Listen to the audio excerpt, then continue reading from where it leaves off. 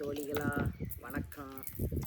என்னங்க வெங்காயம் உரிச்சிட்டு இருக்கிறோங்களா? இந்த சண்டே வந்துட்டால் அந்த வெங்காயத்துக்கு வேலை. வெங்காயம் உரிச்சே தீரணும். என்னங்க எல்லா வீட்லேயும் அப்படித்தாங்க. சண்டேனாலே நான்வெஜ்ஜு, வெங்காயம் உரிக்கணும். லேடிஸுக்கு வேலை கொஞ்சம் அதிகமாக தான் இருக்கும். என்ன பண்ணுறது, லேடிஸாக பிறந்துட்டோம்லங்க. ஒரு கதை சொல்கிறேங்க, வெங்காயம் உரிச்சிக்கிட்டே. அதாவதுங்க, நம்ம வாழ்க்கையே ஒரு கடன் தானுங்க. நம்ம ஆயுளே ஒரு கடன் வாங்கினதான் நம்ம ஆயுளுங்க. நம்ம ஆயுள் வந்து கடன் வாங்கித்தான் நம்ம ஆயுளவே நம்ம நடத்திட்டு இருக்கிறோம்ங்க. அது என்னன்னு உங்களுக்கு புரியல. ஃபஸ்ட்டு சொல்கிறேன் கேளுங்க. அதுக்கு ஒரு கதை இருக்குங்க. கடவுள் வந்து முத படைக்கிறாருங்க ஒரு நாயை படைக்கிறாருங்க. அந்த நாய்கிட்ட என்ன சொல்கிறாரு, 20 வருஷம் உனக்கு வாழ்க்கை, நீ போய் வீட்டு முன்னாடி நின்று காவல் காத்து நின்று பார்த்துக்க அப்படின்னு சொல்லி சொல்கிறாருங்க. ஆனால் என்ன நடக்குதுன்னா, அது வேண்டாங்குது. 20 வருஷம் என்னால் வாழ முடியாது, 10 வருஷம் தான் என்னால் உழைக்க முடியும், எனக்கு 10 வருஷம் போதும் அப்படின்னு கேட்குது. சரி ஓகே அப்படின்ட்டு கடவுள் 10 வருஷம் வச்சுக்க அப்படின்றாரு. அப்புறம் அடுத்துங்க ஒரு குரங்கை படைக்கிறாருங்க. அந்த குரங்கு என்ன பண்ணுதுங்க, அதுக்கு 20 வருஷம் கொடுத்து நீ போய் மக்களையெல்லாம் சந்தோஷப்படுத்து அப்படின்னு சொல்கிறாரு. அது என்ன சொல்லுது, அதுவும் எனக்கு 10 வருஷம் போகுதுன்றதுங்க. 10 வருஷம் போதும், என்னால் 10 வருஷம் தான் என்னால் வாழ முடியுங்குது. சரி 10 வருஷம் வச்சுக்க அப்படின்றாரு.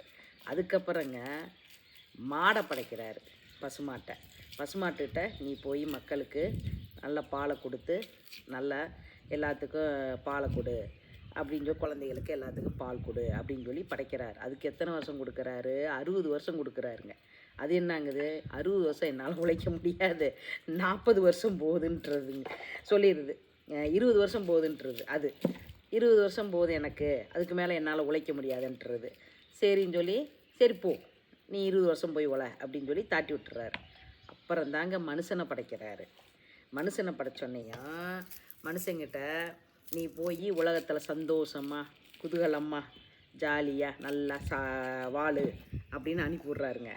அந்த மனுஷன் என்ன கேட்குறான், அந்த மனுஷனுக்கு எவ்வளோ கொடுக்குறாரு, 20 வருஷம் கொடுக்குறாருங்க. அதுக்கு மனுஷன் என்ன சொல்கிறேன், 20 வருஷம் எனக்கு பத்தாது, எனக்கு மீதி எல்லாத்துக்கும் கொடுத்துருக்கிறதுல மிச்சம் இருக்குது இல்லைங்க. நாய்கிட்ட 10 வருஷம், குதிரைக்கு குரங்குகிட்ட 10 வருஷம், அப்புறம் மாட்டுக்கிட்ட 40 வருஷம், இது எல்லாத்தையும் எனக்கு கொடுன்னு கேட்குறான். ஏன்னா அப்போயே மனுஷனுக்கு ஆசை வந்துடுது. என்னங்க ஆசை எங்கே வந்துடுது, நம்ம பிறக்கும்போதே வந்துடுது ஆசை. அந்த ஆசை தான் இன்றைக்கி இவ்வளோ கஷ்டத்தை கொடுக்குறதுங்க, பார்த்துக்குங்க. அப்புறம் ஓகே, அவர் சிரிச்சுக்கிட்டே சொல்கிறார், சரி ஏன்னா கடவுளுக்கு தெரியும்ல, ஏன்னா அடுத்து போய் அவன் எவ்வளோ கஷ்டப்பட போகிறான்னு. ஏன்னா 20 வருஷத்தோடய போயிருக்குங்களா வாழ்க்கை, அடுத்து எத்தனை வருஷம் ஆகி போச்சுங்க. அங்கிட்ட ஒரு 60 வருஷம், மொத்தம் 80 வருஷம் கணக்குக்கு வந்துடுதுங்க. என்னங்க 80 வருஷம் கணக்கு அன்னைக்கு வாழ்ந்தாங்க, 100 வருஷமே வாழ்ந்தாங்க, அதை பீட் பண்ணி வாழ்ந்தாங்க அந்த காலம். என்னங்க அந்த காலத்து உணவுகள் நல்லா இருந்தது, மனுஷனோட மனசுகள் நல்லா இருந்தது, எண்ணங்கள் நல்லா இருந்தது. அதனால் அன்னைக்கு வாழ்ந்தது 100 வருஷமே வாழ்ந்தாங்க. கடவுள் கொடுத்தது 80 வருஷம், அதையும் பீட் பண்ணி 100 வருஷம்லாம் அந்த காலத்தில் வாழ்ந்தாங்க. இன்றைக்கிங்க இந்த 80 வருஷத்தையே ஒழுங்காக வாழ முடியலைங்க. 80 வருஷமே வாழ்கிறாங்களா, முடியாதுங்க. ஏன்னா இப்போ இருக்கிற அப்படி கடவுள் அப்புறம் அதைத்தான் அந்த 20 வருஷத்துக்கே கொண்டாந்துருவாருன்னு நினைக்கிறேனுங்க நானே. எனக்கு தோணுதுங்க, நீ இருக்க என்னாகுங்க, வருஷங்கள் குறைஞ்சிக்கிட்டே போகுதுங்களா, மனுஷனோட வாழ்க்கை வருஷங்கள் குறைஞ்சிக்கிட்டே போகுதுங்களா. அவர் கொடுத்த 20 வருஷம் தான் அடுத்து வாழுவோமோன்னு எனக்கு தோணுதுங்க. என்ன உங்களுக்கு தோணுதான்னு பார்த்து கமெண்டில் சொல்லுங்கள். என்னங்க அப்பையும் பாருங்கள், மனுஷன் 20 வாங்கிட்டு வந்து என்னங்க அவன் பிறந்ததுலேருந்து என்னங்க 20 வருஷம் குழந்தையாத்தான் வாழ்கிறான். அவன் தத்திக்கிட்டு தவழ்ந்துக்கிட்டு மேலே விழுந்து கீழே விழுந்து எந்திரிச்சு வளர்கிறதுக்குள்ளே போதும் ஆயிடுது. அது இப்போ இருக்கிற குழந்தைகளை வளர்த்துறது இருக்குது பாருங்கள், அதோட கொடுமை பெரிய கொடுமைங்க. அடுத்துங்க 10 அதுக்கப்புறம் ஒரு 20 வருஷம் என்ன பண்ணுறான், உழைக்கிறான், மாடு மாதிரி உழைக்கிறான் நல்லா. அதுக்கப்புறம் என்ன பண்ணுறான் பாருங்கள், என்ன அப்புறம் அங்கிட்டு ஒரு 10 வருஷம் பேரம்பேத்தியெல்லாம் வந்துடுறாங்க. குரங்கு மாதிரி பேரம்பேத்திகளோட என்ன குதிச்சுக்கிட்டு ஆடிக்கிட்டு விளையாண்டுட்டு இருக்கிறாங்க. அப்புறம் என்ன ஆகிறாங்க, நாய் மாதிரி வீட்டுக்கு வெளியே உட்காந்துக்கிட்டு, என்னங்க வயசாயிடுச்சுல தூக்கி வெளியே போட்டுருவாங்க நம்மளைய, என்ன பண்ணுறது. அப்போ அதான் நிலமைங்க, உண்மையான நிலமை அதானுங்க. வெளியே போட்டுருவாங்களா, நம்ம உட்காந்துக்கிட்டு வெளியே என்ன பண்ணுவோம், நாய் மாதிரி குலைச்சிக்கிட்டு ஏன்னா எல்லாத்தையும் திட்டிக்கிட்டு, ஏன்னா நம்மளுக்கு தான் அடுத்தவங்க பண்ணுறதெல்லாம் திருப்தி இருக்காதே. நம்ம என்னமோ நம்ம முதல்ல ரொம்ப ஜீனியஸாக நம்ம எல்லாம் தெரிஞ்சு வாழ்ந்த மாதிரி அவன் 1000 தப்பு பண்ணியிருப்பான். என்ன அவனே அந்த வயசான காலத்தில் தான் சில விஷயங்களே புரிஞ்சிருப்பான்.